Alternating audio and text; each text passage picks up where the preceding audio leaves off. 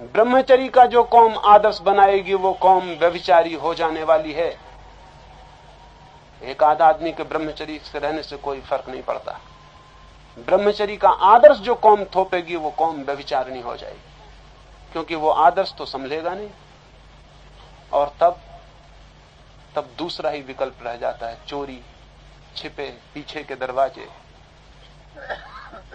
मैं इस मुल्क में 70 साल के बूढ़े भी मेरे पास आते हैं, सबके सामने तो वो मुझसे ईश्वर परमात्मा के प्रश्न पूछते हैं, अकेले में वो कहते हैं कि महाराज इस सेक्स से हम बड़े परेशान हैं। 70 साल की उम्र हो गई, वो कहते हैं हम सेक्स से परेशान,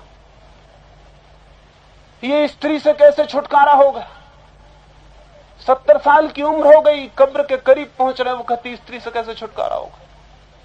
और छोटे छोटे बच्चों में बैठ के वही बुढ़ा कहेगा सिनेमा देखने जाते हो, नंगी तस्वीरें देखते हो, बड़े गंदा, तुम्हारा जीवन नष्ट हो गया, तुम बर्बाद हो गए।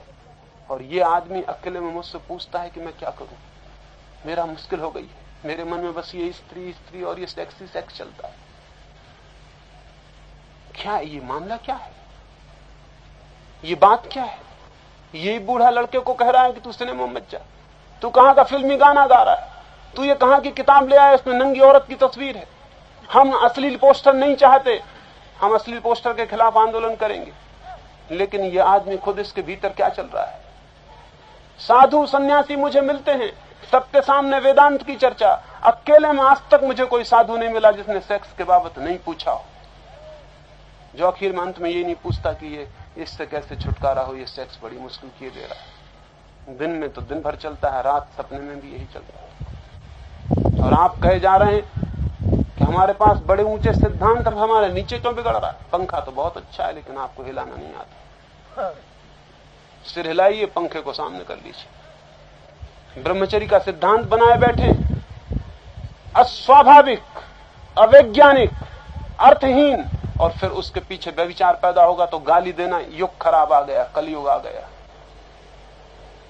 संयत, वैज्ञानिक, स्वाभाविक, जीवन को ऊंचे उठाने वाले, जीवन को धीरे धीरे परिवर्तित करने वाले सहज नियम हमारे सामने नहीं, और उनकी वजह से हम पीड़ित और परेशान होते चले जा रहे हैं, पीड़ित और परेशान होते चले जा रहे हैं।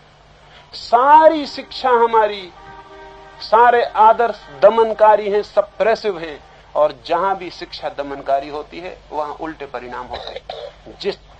जिस चीज का दमन किया जाएगा वही चीज लौट लौट के मन में आ जाती। अभी यहां हम इतने लोग बैठे, इस भवन के एक दरवाजे पे एक तख्ती टांग दी जाए,